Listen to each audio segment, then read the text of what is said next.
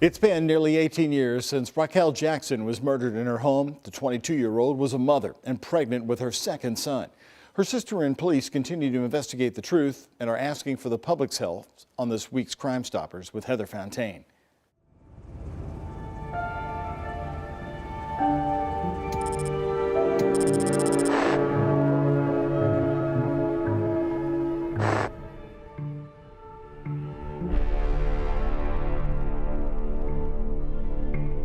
I would give anything to see that smile and sit down and have coffee with her and share some memories that I would get with her.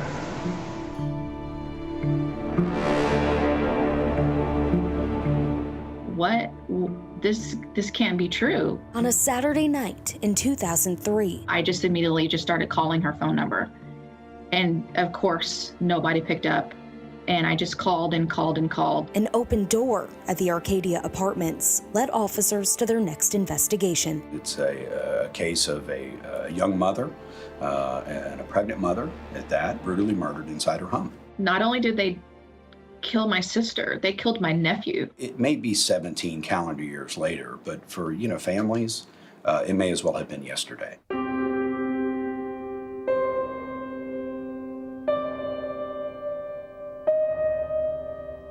She just lit up a room when she walked in. Raquel Jackson's smile was kind, like her heart. She'd always try to see the good in people. Known to many as Kelly, the 22-year-old had a son almost 3 and another on the way. She was 7 months pregnant, and I also was 7 months pregnant at the time. Her sister, Messia Latimer, was living in Missouri, but no amount of miles could interfere with their bond. Pretty much every single day, if not every other day, we were on the phone like she was just down the street. But she never knew this next call would be their last. She's like, okay, I have an ultrasound and I go to the doctor on Friday. I'll call you after I'm at the doctor's office or after I get off work. And so I was like, okay, talk to you this weekend. She says her sister drove from the doctor's office on Barrett Avenue to her cousin's house after the appointment, and then to work downtown at Big Hop's restaurant on Market Street. I guess it was slow that day, and so they sent her home. The last sort of time that we can account for Kelly Jackson is, sometime on Friday evening, and then she isn't heard from again.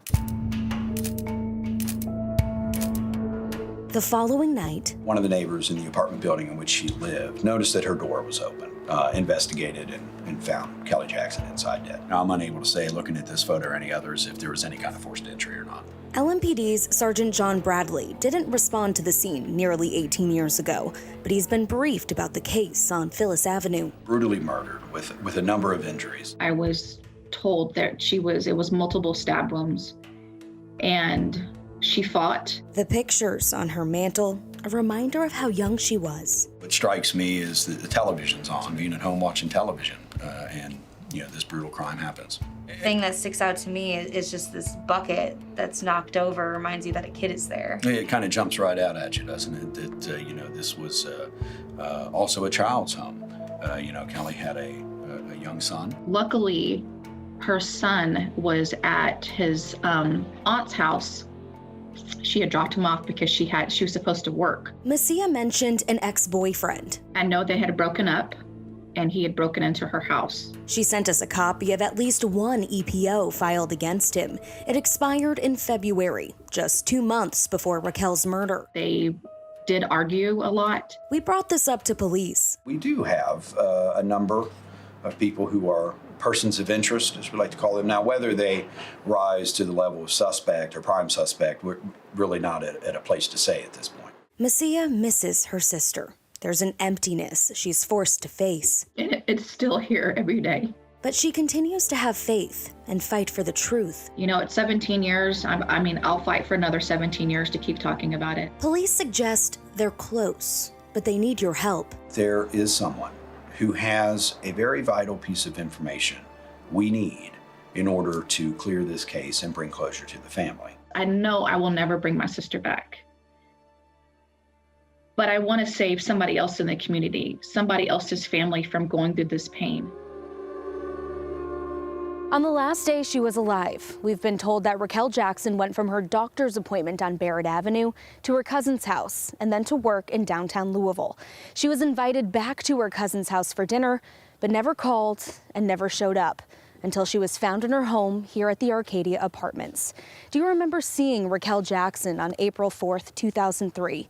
Police need a vital piece of information to close this case. Do you have it? It's been 17 years. Speak up. You can do it anonymously. For WHAS 11 News, I'm Heather Fontaine. If you have any information that can help police, the number to call 582-CLUE. It's always anonymous, and if your tip leads to an arrest, you can receive up to $1,000.